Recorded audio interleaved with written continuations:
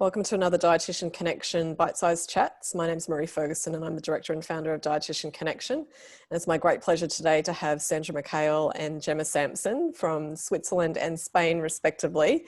And I'm really looking forward to chatting to you ladies and getting to know a little bit more about how you ended up where you are, what life normally looks like for you, and then how things have been during COVID. So Sandra, I might start with you. Can you tell us a little bit about how you ended up in Switzerland and what your role is and what you do over there?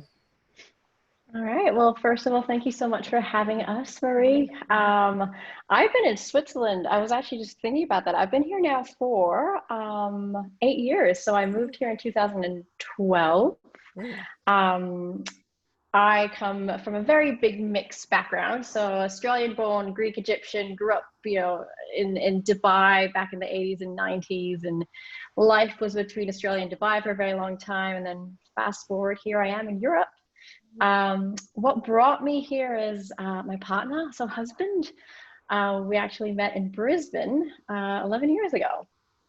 And now, what do I do? So I am a clinical dietitian specializing in gastroenterology and sports nutrition. I've actually had my practice now for the last 4 years here in Zurich, but my brand has actually is 10 years old. So it started off as a blog, and fast forward 10 years now, it's an official business. And I'll let you in on a little secret. I was actually never a fan of the name. Nutrition A to Z is, I know, it's like 10 years later and I'm stuck with it because it just becomes, a recognizable brand. But it's definitely been a journey. I think also just working on 3 different continents, so I can kind of take that off the list. So yeah, this is me in a nutshell. And I think we met when you were a student in Brisbane. I have that right? Actually, we met when I fresh out of uni, actually. Oh, okay. So I think I approached you because back then, the amount of graduates in comparison to the amount of vacancies or jobs it was a very tough time. So I remember just moving up to Brizzy and from Melbourne and reached out to you while you're at the PA, and this is where we met. So you've given me my first diet clinical experience, basically. Yes, very cool. You've come so far since then. And I look forward to sharing a little bit more about what you do with everyone on the Bite-Sized Chat here today. What about yourself, Gemma? I don't know as much about you, and so maybe take us back to training as a dietitian in Australia. Yeah, so I'm Australian. I was born I'm from Sydney originally, but I actually grew up in Zambia, so I've got quite a multi-country upbringing as well. And, so I lived in Zambia for 7 years until I was 17. And went back, final year of school, went straight into uni, nutrition and dietetics at Wollongong University. And looking back then, there wasn't very many jobs available, but I was like, I will go anywhere to get the experience. So I actually sort of got a job straight out of uni. I think I started a week after in Bendigo down in Victoria, which was great. It was a very dynamic role, rural healthcare plus hospital mix. And then that was a few months, and then I got a job for a year in Sydney in Balmain in aged care. And at that point it was, again, there's just no job sort of going on, and I could get a British passport, and I was like getting all these emails about jobs in the UK. So I thought, oh yeah, why not? I'll go to the UK for a year. And the original plan was like, oh yeah, I'll probably be there 1 or 2 years, work, travel. So kind of got stuck there. And I just realized just before that I've actually been in Europe for 10 years now, as of probably this weekend. Oh my gosh, wow. Exactly. So as sort of time flies. So I was in the UK for just under 8 years in total before I moved to where I am now in Spain. I did that too when I moved to the US. I was only going to be 1 or 2 years, and I was there for 8. So yeah, and then you're kind of like, what do you do then? Because you've been there so long. Do you decide to come back or stay? Or, it's really hard. Exactly. I was always, in my back of my mind, I was like, okay, I want to go back to Australia, but there wasn't the jobs, there wasn't the opportunities. And I guess similar, I started my business now began as a blog back in 2013. So Dietitian Without Borders was kind of my brand. And it's something that I've sort of been, again, the name, I'm like, oh, it works, but I haven't felt aligned with it for a very long time. And so probably for about 2 years, I've been wanting to rebrand personally. And it's just taken me now to actually do that. But so I sort of, my business started as a blog because I was at the hospital and I was hearing all this nutrition nonsense, and I'm like, okay, I need to put this into context, and like people are using this and turmeric to cure cancer, and I'm like trying to like, let's put some sanity in there. And and so kind of grew from that, and I started working a little bit privately probably 5-6 years ago, I think. So after about 2 years, it just sort of evolved and became from like a part-time little hobby to then take the leap and let's make this my full-time job. And I was supposed to go to Zambia after the ICG Congress in September, which sadly I'm not going to be able to go, but I was really looking forward to it. Yeah, it's a beautiful country. Have you been back? I have actually. So I've actually done 2 masters, and my second master's, because originally I was always interested in sports nutrition, but I thought I wanted to work in like aid zones and humanitarian. And so I did a master's in public health nutrition in London. And part of I had a research project, which I was lucky to get one in Zambia. And my parents had actually gone back to Zambia for another 5 or 6 years at this point. So that was quite good. Different parts, so we were in the city in Lusaka. So it was very different to the bush where I grew up. But it was just really, just interesting to seeing the differences in even just food availability, because where I grew up, like we go to the supermarket once every 3 months because it was like a 2-3 hour drive to get there. So it was like this big event. And then when I went back in 2012, I think it was, that same supermarket, that would be our big trip, and just the different foods that you're seeing people putting in their supermarkets, the availability that had changed over, I guess, a 5-10 year period was really, really interesting to see.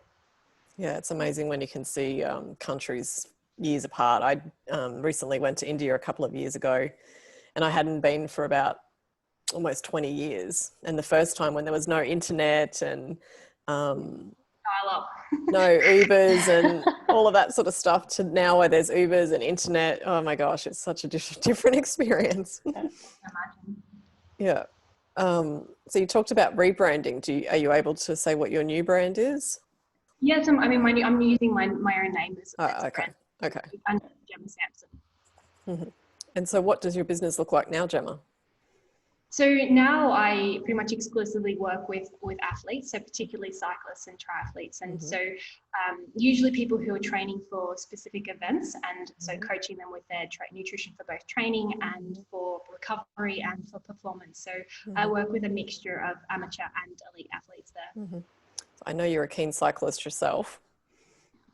Yeah, I actually got into cycling from triathlon. So I'd been talking about doing a triathlon for, I don't know, like 10 years, and someone challenged me about what's stopping me. So I was like, oh yeah, nothing, me. So I did a sprint, then a and a half, and then I did a full. And then in the process of that, discovered that I really liked cycling and just sort of scrapped the rest and just go for something. And so I imagine you see people all over the world then? So a lot of it is via telehealth?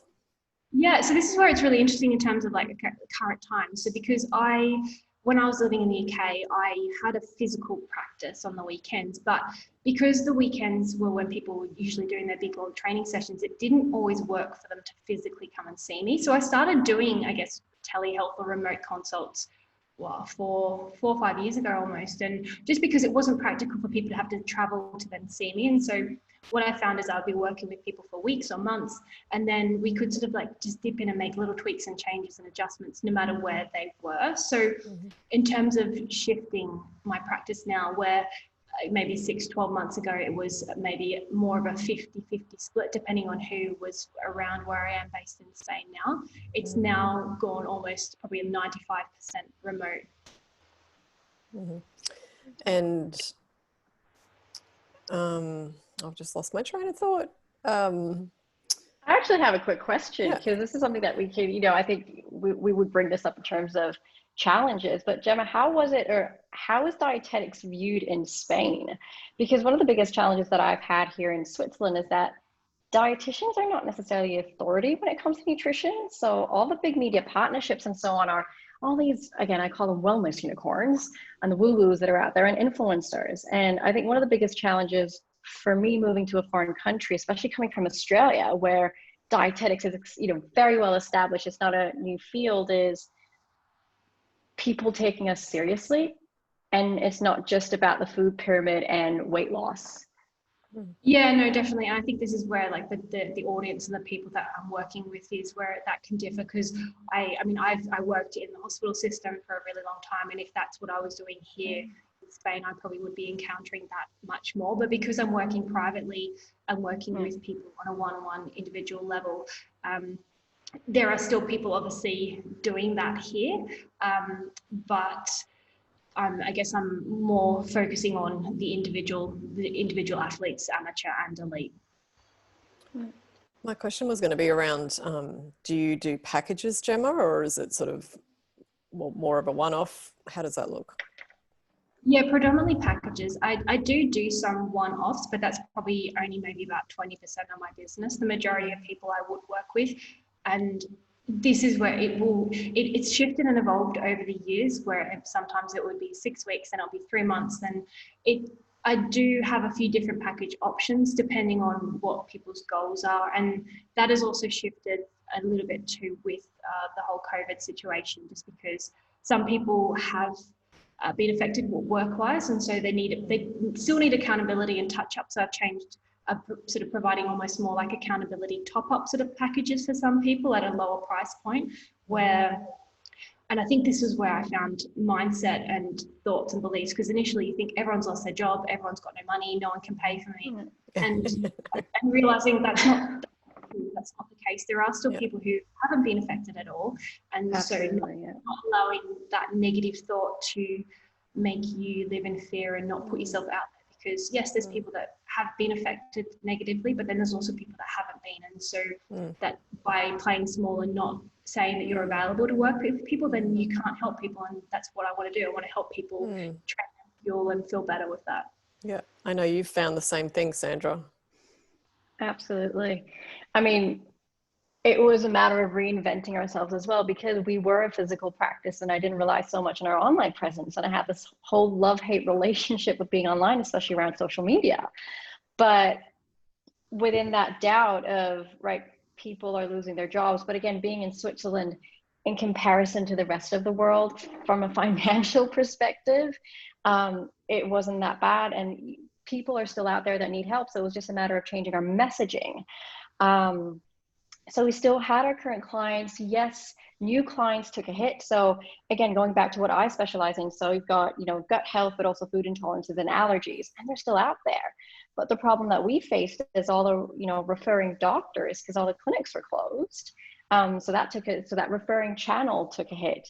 So again, it was really about how do we reach these people and bypass the doctors in a way.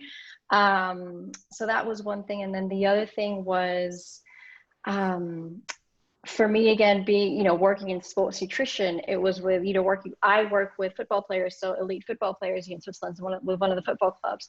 And what's taken a hit again is no games. The player, in terms of from a financial perspective as well, clubs took a hit. And there was just a lot of restructuring. So rather than rely on everything that I've comfortably had going on for the last couple of years, it's really a matter of, again, seeking different opportunities and it's just changing your message a little bit to suit the times. So what kind of messaging, or where are you seeing your referrals coming from at the moment, Sandra? More online, to be honest. I think even just looking at social media, looking at the content, initially what I'm not going to say I was completely against that, but when I first started off my business, I was offering a lot of freebies. And then let's say 2 years into it, I no longer offered anything for free. And then this whole series of, let's say I've been invited to different online webinars, and then I was like, hold on, I can actually reach more people, not just in Switzerland, but internationally. So I created this whole webinar series for free with different health professionals. And we started reaching people in the UK, in the US, different parts of Europe. Australia was a bit hard, but we had people join in for, given the time difference. But that was one thing that gave me a push, right? let's focus more on the online presence rather than rely on just having clients in our physical practice. So that was one thing. And also I felt like I was dependent for a long time on maybe 4 or 5 referring channels. So generally we get our clients from our website, referring doctors, word of mouth.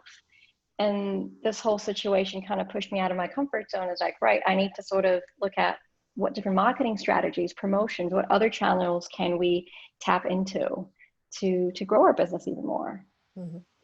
What about yourself, Gemma?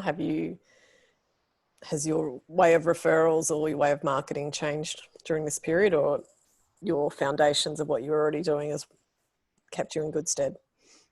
I think it's definitely made me have to be a bit more intentional with marketing.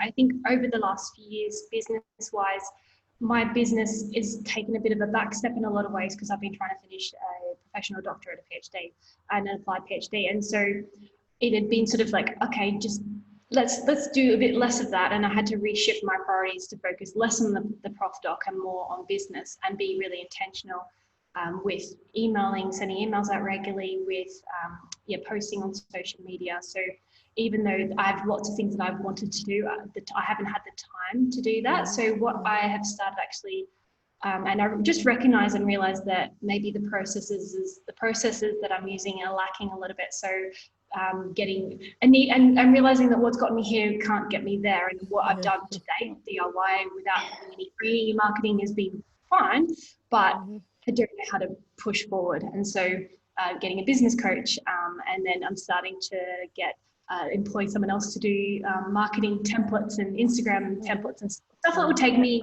probably a whole week to get it done, because I'm like, oh, is that okay? Where I can just pay someone that can do it in an hour, 2 hours, and then I can just repeat.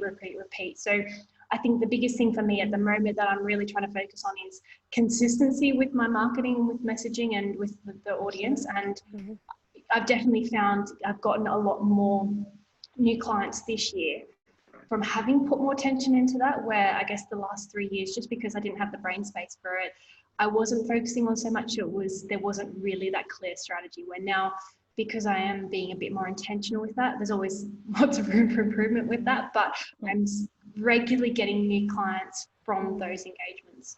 Yeah, cool. And I know, Sandra, you have a love-hate relationship with social media, and you also outsource some of that. So could you maybe both of you speak to how you found that process? How did you find someone? Yeah, how's that process working for you? I think as dietitians, we have this aversion to delegate. We have this sort of, again, maybe I'm just speaking to my, for myself, is we know we can do it all. And I learned the hard way is that, right, actually delegating things makes me more efficient with my own time. So I was able to find, again, I outsource in terms of social media or even online marketing. I found my VA who's actually based in the US. Again, through different networks, and she's been fantastic. It's her area, I mean, obviously we always have to be in line with the content. So the content, the science, all the facts are my side. But when it comes to consistency, because this was one of my biggest issues, especially online, is being consistent, or that consistent engagement, basically.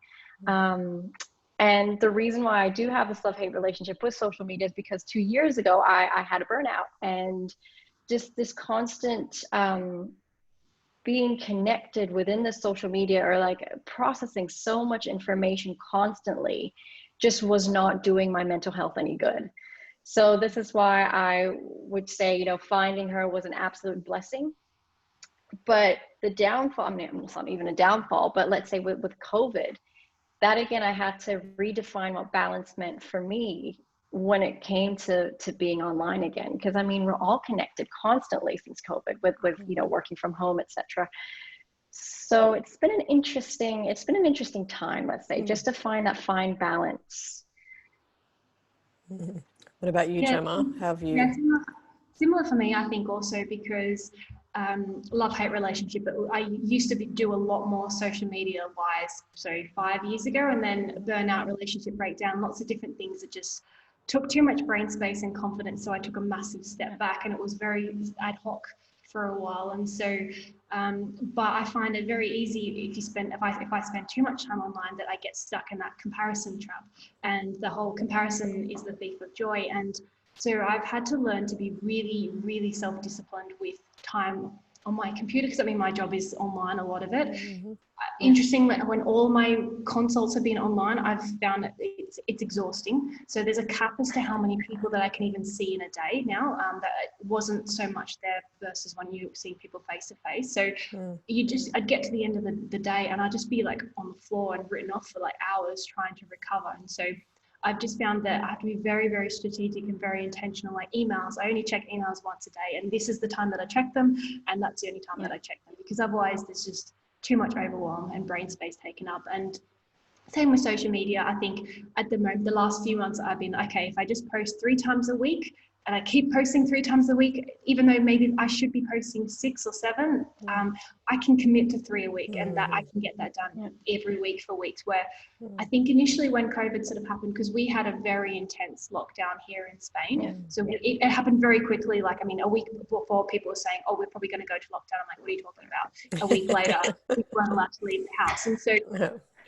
it's so hard to, it's so, because it's almost normal. It's not normal, but it's almost normal now. Like, you have to wear a mask everywhere, but where there was no one on the streets were empty. It sort of was feeling like you're in a war zone, and because against an invisible end, because there's just no one on the streets. It's like they're all just.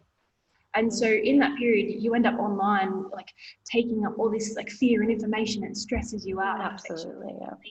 Your health. And so, and then you're having all these people like, you should do this, you should do this, you should do this. And like, I think the first couple of weeks, everyone started doing all these videos online, and then you just burn out because you can't maintain it. So again, I had to take this big step back and be like, okay, everyone's saying, create this video series. And if you don't do it now, you're going to miss out. And this whole fear factor. And for me, I was thinking about it, because like people are like, oh, we need this. And I just felt so stressed and overwhelmed with all this like demand of what people were sort of asking for. And it just didn't feel in alignment with what I want to do and what I'm trying to do. So I did take a big step back and sort of disappear a little bit while I sort of reassessed, where am I trying to go in my business, and where can I provide the most value, and who can I provide the most value with. And so, and it sort of feel like 5 months later that I'm in that place where I can see the things that I want to do and change that are long-term strategies in this new environment. I feel like there's so many similarities between the two of you. Do you agree, Sandra? Absolutely. I think I was exactly in the same space. But I wonder I wonder if that means we're all feeling that way. So it's not just the two of you, it's representative of everyone. Absolutely. Yeah, go ahead. Absolutely. But I just definitely think that this whole bombardment of what you should be doing, because everyone's been jumping on TikTok, for example, and I was just getting, even my VA or like people like, get on TikTok, I was like, no, I don't think it's aligned with what I do. And I had a similar thing with people like, you should be on TikTok, and I sort of went on there. I think I did one video, and then my boyfriend was stupid, and I was like, yeah, probably delete. But I think the good thing about it is I was once again forced to take a step back and slow down and just reassess as to what is truly in alignment with my business and what I want to do for the rest of the year. Again, for me, it was a bit of a shock to the system, because I went into 2020 thinking this is going to be the year. March for me was absolutely packed with speaking engagements. I had my TEDx talk. I was speaking at an eating disorder conference. I had a big partnership coming up, and all that just went away within a week. So that was, for me, hard to process. And I think I just needed I needed the time to actually just sit back and process what is going on. And also with the help of my therapist. So even just because I deal with a lot of anxiety, and after my burnout, I went back into therapy again on a weekly basis, just to help put all these thoughts and feelings and make sense out of them. Oh, there's so much value in that. I mean, I've worked with a psychologist for, I think, 5 years or more. And I think Lindsay Cohen, I think I was speaking with her about this years back, and she was saying, it's basically like a checkup for your brain. I'm like, that is a great, Absolutely. Yeah. And more like, And I think especially during this period where everyone's mental health has been affected in ways that you don't even realize, and because everyone has different coping strategies, and my coping strategy is just to work myself to the ground, which I did for the first couple of weeks, more so on my PhD sort of research work. And then I'm like, oh yeah, I need money to pay my bills. And so there isn't this balance, but then learning to be able to let something slide, because I had intended to have finished that and submitted and be graduating now. And so letting go of those like goals is like, there's a bit of grief involved with that too. So I think definitely exactly that for me, there's a lot of value in just like, okay, slow down, less is more, and eliminating that anxiety, like go, you got to do more. So actually no, like less is more. So what strategies have you both put in place to, I guess, I was going to say work-life balance, but it's not about that. It's about, I guess, mental wellness and not getting to the burnout and not dealing with all the outside pressures. And what kind of strategies have you both put in place to kind of keep you in a good place? I've had fun. I've become really strict with my calendar. I mean, I felt like I was already relatively good with my calendar anyway, but that, especially in the first few weeks where we couldn't leave the house and had nothing else to do, that helped me pass the days by being really like hour by hour, this is what I'm doing, to get in a rhythm and a routine. But it's actually, I was just working 24/7 all the time. And so I've actually started not working weekends, putting more boundaries in place in like days that I'm working with clients, so that I can separate different projects and different people, and also the same with when I'm available to work with clients, and like limiting that so that I'm actually enjoying life now. So now that we're able to go outside and leave the city, because we weren't allowed to leave the city for a couple of months, where on weekends we're doing bike trips and going away. So like last weekend we went to this mountain for the weekend, and this weekend we're probably going just to the border of south of France and just doing these little things to enjoy the moment, but switching off from work, leaving all the work behind so that I can have a break from work. What about yourself, Sandra? I completely agree. I think it was just setting boundaries, because just being at home, I mean, we were lucky in Switzerland, you were able to go out. So you were able to, they didn't cap as to how many hours you're allowed to be outdoors. For me, what was, again, the non-negotiables that I've tried to keep up is no emails or not being connected after 8 p.m., nothing in the evenings, and trying to keep as much as I could to a similar routine that I had before lockdown. Obviously, it was a bit of a challenge having a 3.5-year-old who thought we were permanently on holiday. So that was one little, challenge that we've had to tackle. But I think I didn't do anything. I mean, I didn't do anything drastically different. I was still strategic. I always say I'm strategically busy, because even before lockdown, I needed to make sure that I've had a day off for myself, a day off with my family, and I've had my weekends. And I'm just very strategic with my time, really. What I've found, though, I needed the support mentally, and I knew what my red flags were. I'm very similar to you, Gemma. My initial coping strategy was work till I drop, basically, to kind of keep me distracted. But I've just, reached out to my therapist again. We've had our online sessions on a weekly basis. I've kept up my meditations for 2 years now, quite straight. And it's not one of the easiest things that you can do. I made sure I actually stepped out of the house each and every single day, at least for half an hour or an hour, because I noticed, I think I will never forget that it was a whole week, and I just noticed I was in a bit of a funk. I don't know what was going on. And then I just realized I haven't stepped out of the house for a week during lockdown. And since then, I just put it in my work calendar, because if something's in my work calendar, it's official to step out of the house for an hour, whether it's after dinner, so it's a little quiet on the streets as well, or first thing in the morning, just a walk, and nature does wonders. So I was very, very lucky in that regard, and I just took advantage of that. But it's just keeping up for me. It was just keeping up all the habits that I've picked up after my burnout, and applying all these coping strategies during lockdown. That was the hard part, because sometimes you just feel like you know, why am I feeling this way? You just feel like you failed yourself. Like all the work that I've done on myself for 2 years, what is going on? Am I going to have a panic attack right now? So that, to me, there was a lot of self-doubt. But again, I got the support that I needed, and I'm very, very grateful for that. And this is why, I mean, I've been very vocal about this. It's not a sign of weakness to seek help. If anything, it is strength. It makes you much, much stronger and able to cope way better with you know, a pandemic, for example. Yeah, I agree. I think I had a morning routine that has probably been like 4 years in the making, so it was pretty rock solid.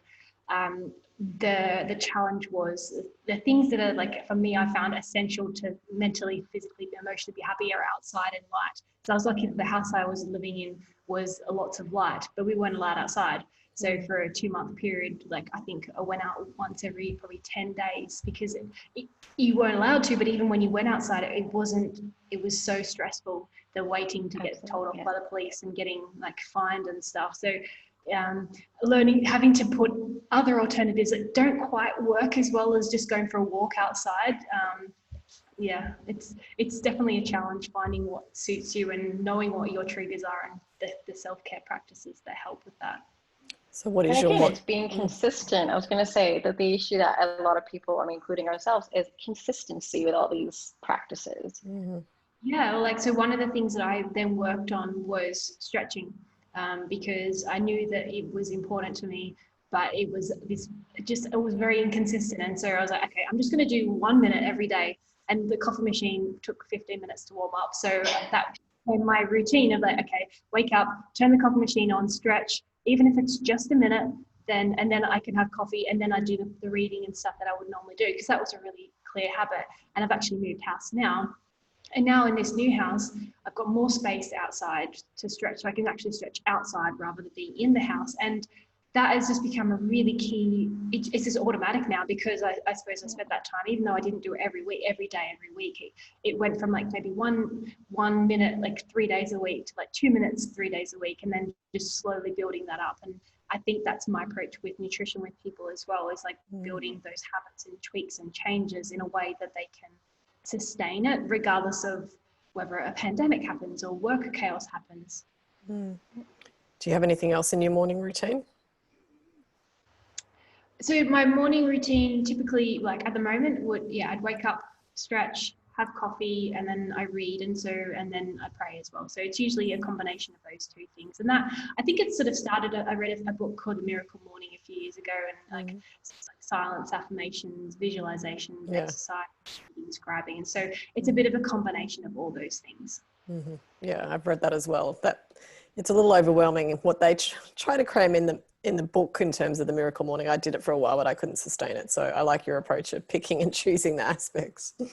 Yeah, and I think it's evolved. Like at times it might be like 10 minutes, and at times it might be like an hour. Like it's probably ranges around an hour, and it's the key things I've found that have been really important, like, was just making time for that. And again, like having this environment of people around you that are supporting you. I think this is probably going back 5 years ago maybe, and Lindy Cohen was doing like a bit of a digital detox, and then when I was chatting with her, and she's like, yeah, phone's out the bedroom. I'm like, that's a great idea. So I started keeping the phone out the bedroom, because it was the default, wake up, pick up the phone, scroll. Absolutely, exactly. And I found in during lockdown, so I started using my alarm clock again, but I found in lockdown for me, it was the evenings where I struggled, because there was nothing to do. You couldn't go anywhere, you couldn't do anything. And then my evenings in Spain is when people in Australia are waking up. So then you get stuck in another time zone. So probably my sleep is not great to start with.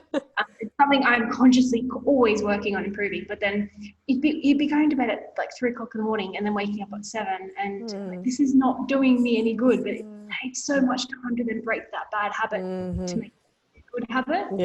Yeah, totally. I had managed to get the phone out of the bedroom as well, but during lockdown it's come back in. So I need to, put that back in place.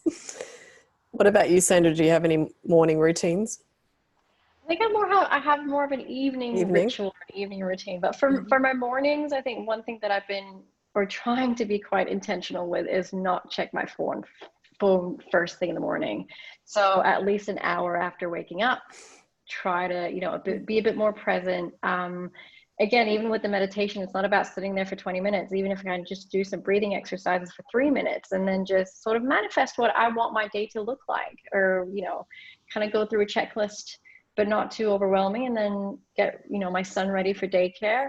But my evening rituals are the one that, again, are my non-negotiables. So I really try to be tech-free at least 2 hours before bedtime.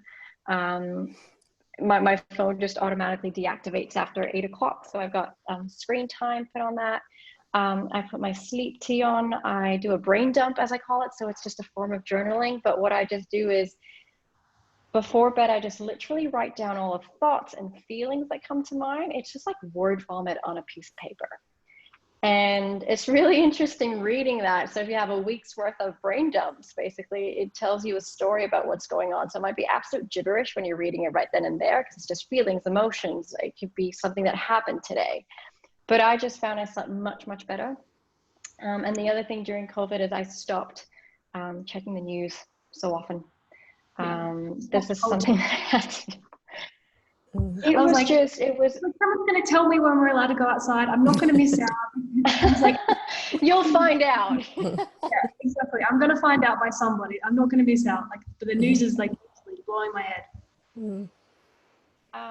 And then I was just happy to, as I said, I was just being a bit more present, and, you know, certain rules that we had. So, you know, my son, we were just trying to get him to sleep alone in his bed. And now he was back in our bed throughout COVID. I was like, you know what, accept that. He needs the cuddles. He needs that sense of security. And you know, kids definitely sense that we're going through a bizarre time, and we were all anxious, and we just, again, it's uncertain times. So, I think letting go is one thing, you know, just letting go and just experiencing these emotions, because I'm someone that would block any negative emotion like fear or uncertainty or pain, anger, sadness. And again, this is obviously through therapy, is just, you know, ride that wave. Thank you for being so vulnerable and sharing, your thoughts, ladies. I think it's really helpful for us to be talking about these topics and, to be able to help each other through these times. I just wanted to touch on, you both talked about being really clear. It sounds like you're both really clear on what your focus is and your priorities. How do you do that? Is there a process you go through to figure out, okay, this is where I want to go, so that's what I'm going to, so then I say no to everything else? Gemma, do you have any? You can go first. Yeah, I think it's a constant evolving thing. I do a lot of, like, we'll talk about the journaling before. Like, I've always done a lot of reflective practice and journaling and goal setting. And I think it's this constant shift. And so it's sometimes it's a shift of work, sometimes it's a shift of prof doc, and I haven't found the perfect balance yet. I've just found that by almost having specific days for specific, like, blocking out time. So Monday, Tuesday will be related to research. Wednesdays are kind of like everything else days, like admin, catching up on what I've missed out on, and then Thursdays and Fridays are purely for working with my athletes. And so and then weekends off. So, and just being really strict and really clear with that. So the working in the evenings, I haven't quite mastered that just yet, but I think for me, it's a constant state of evolving, looking at, okay, is this opportunity, if I'm saying yes to this opportunity, what am I saying no to? And so that, there's plenty of opportunities that have come up that I'm looking at it, and it's like, okay, bigger picture, yes, it could be valuable for this context, but what's it going to cost me? And often it costs me my time, and it costs me and because I love my job, I love what I do.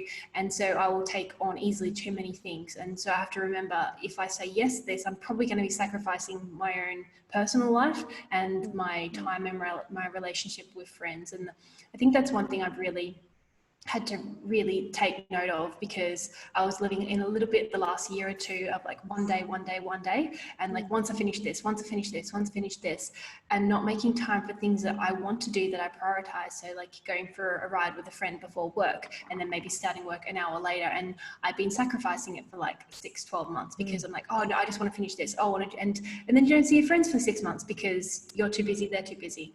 And I think for me it's just been thinking, what's the personal cost if I say yes to this opportunity? It's really important. What about you, Sandra? So I think if I had to look at, let's say, the clarity with my messaging and focus, I mean, initially I was dead set, even just starting off my practice, I knew I did not want to work 100%. That was something that I've always worked towards. I would say I work about, let's say, 4 days a week, officially 3 to 4 days a week. But when it comes to, and this was kind of the big question, is like, what is our niche? Because I know in terms of the clarity of the messaging, etc., you know, who do I want to target? If my areas are gastro, let's say gut health and sports nutrition, you can easily fall into the temptation of, hold on, but everyone's talking about immunity right now. Everyone's talking about these different areas in dietetics and nutrition.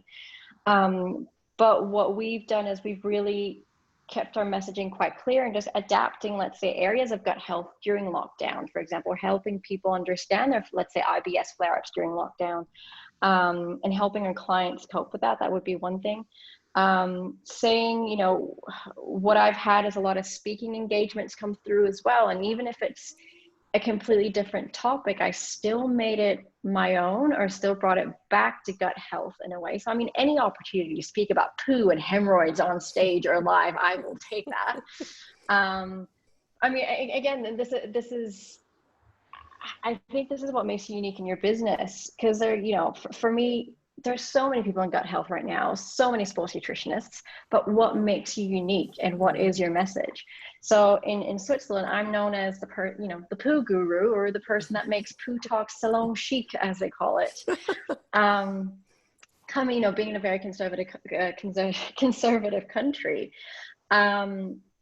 So again, it's really about knowing what your niche is. And I find it's fine that you have more than one niche. So as I said, I've got these two sort of big niches that I work in, and I just make sure that my work is revolved around these two. So all my media partnerships that I've had, whether it's articles I've worked, you know, or written for magazines, speaking engagements, but again, being strategically busy, keeping within those 4 days a week and learning how to say no. I think one of the hardest things is to say no, but now because I'm not part of a startup, I'm not starting up. So even just trusting that if you've got a well-established business and a recognizable brand, saying no is, you have to do that. It's having the confidence in yourself. Exactly. Yeah. And you're both studying. Tell us a little bit about your PhD, Gemma.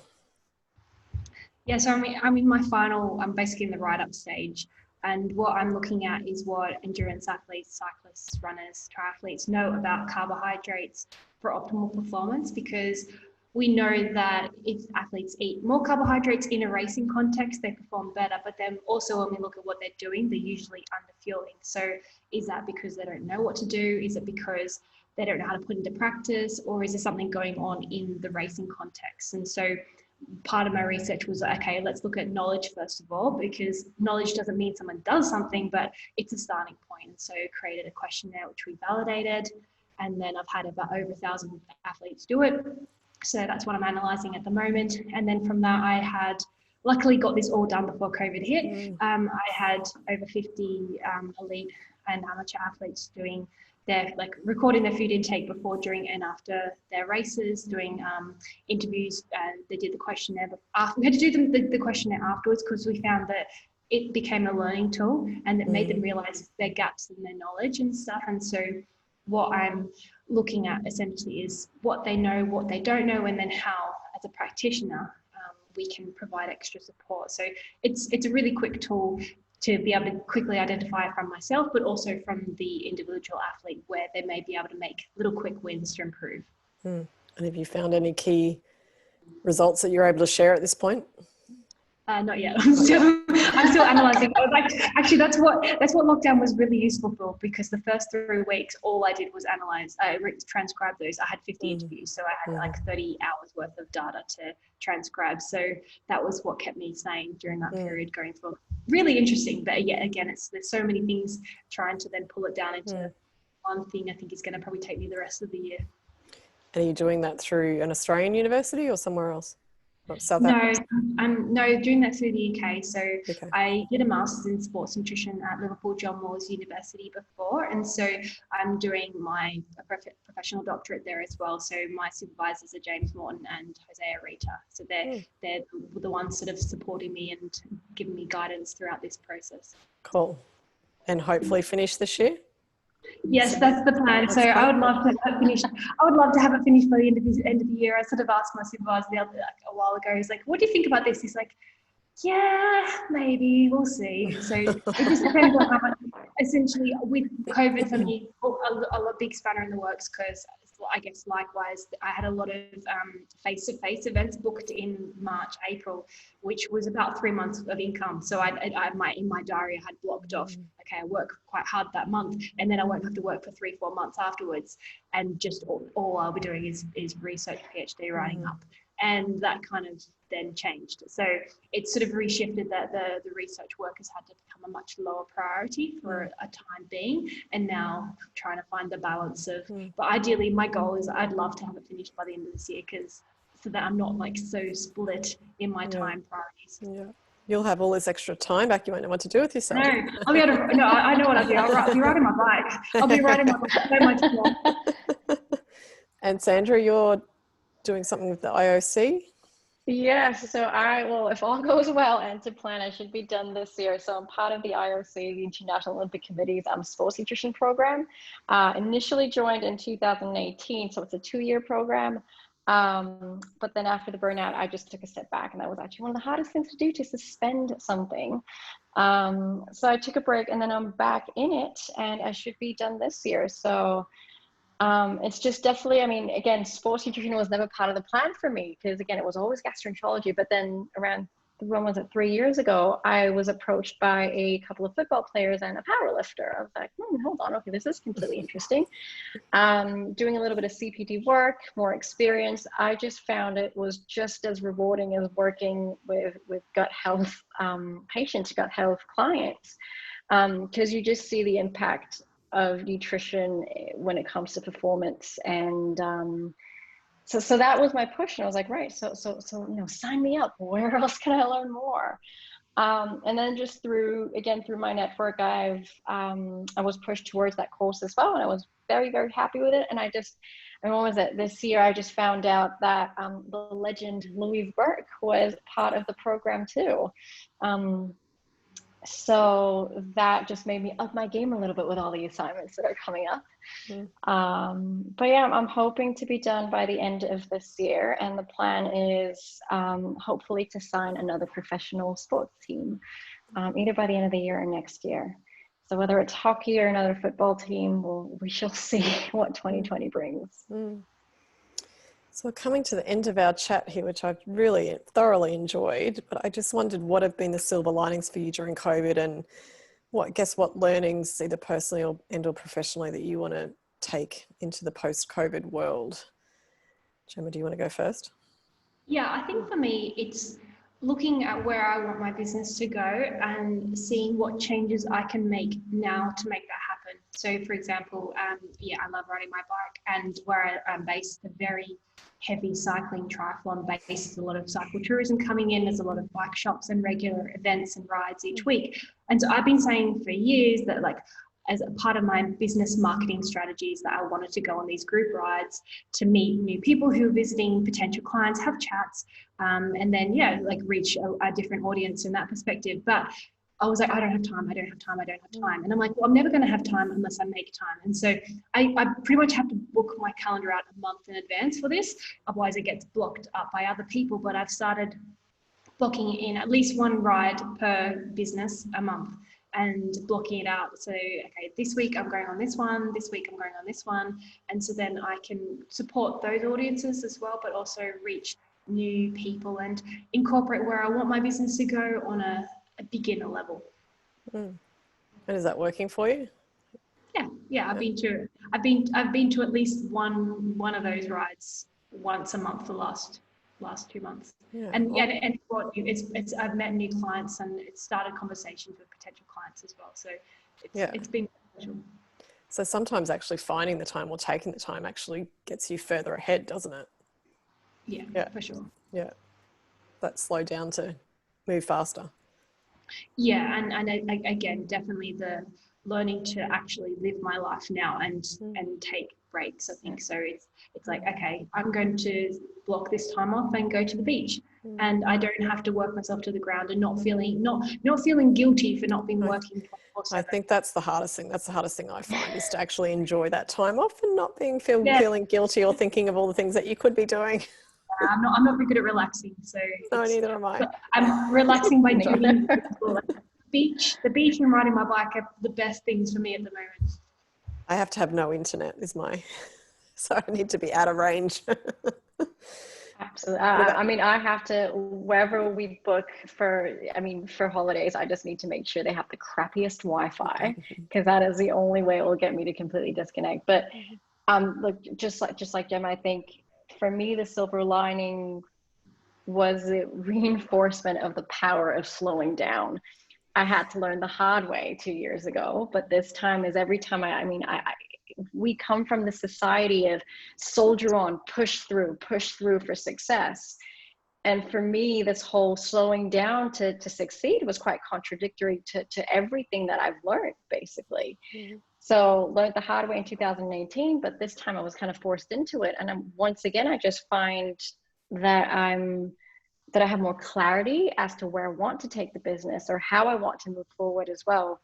So that was definitely the biggest positive, all things given professionally. And personally, it was just reinforcing all the habits that I picked up 2 years ago, and not letting those go and keeping those up really helped me cope with the current situation. And also, again, slowing down, being more present and more aware. That was my personal goal for last year. And I was like, you know what, maybe it's the same goal for this year as well. Just being more present with my son, being more present with friends, again, being more connected. Because just like you said, sometimes I realize I haven't seen friends for months, purely because I was just so focused on I absolutely love what I do. It's a part of who I am.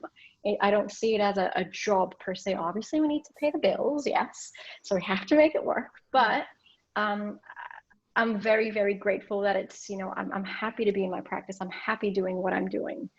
So, and again, this whole definition of balance, I think balance is never static. We are going to redefine or keep redefining what balance means to us, depending on the circumstance, depending on our stage of life. Yeah. I've thoroughly enjoyed our chat, ladies. Thank you so much for your openness and honesty, and, really sharing what the last few months have been like for you, and how the strategies and tips that you've used to move through that period and beyond as well. And yeah, thank you so much for your time and being part of our bite-sized chats. And I wish you nothing but success over the next few months, which we really still don't know what that's going to look like, and into the coming years. And can't wait to see you in person at some point, either back here in Australia or somewhere in Europe. Or maybe at a congress of dietetics somewhere around the world. But yeah, and congratulations, and for all that you've achieved, working overseas. I know myself, having moved and lived in another country, it's not an easy thing to do either. So yeah, congratulations on your successes in both of your businesses. Thank you. Thanks so much for joining us. Having us. Yeah, and yeah, it's just been lovely to chat with you. I really enjoyed it. Have a great day, and we'll talk soon. Thanks. Thank you. Thanks, everyone. Look forward to joining us on another Dietitian Connection bite-sized chat.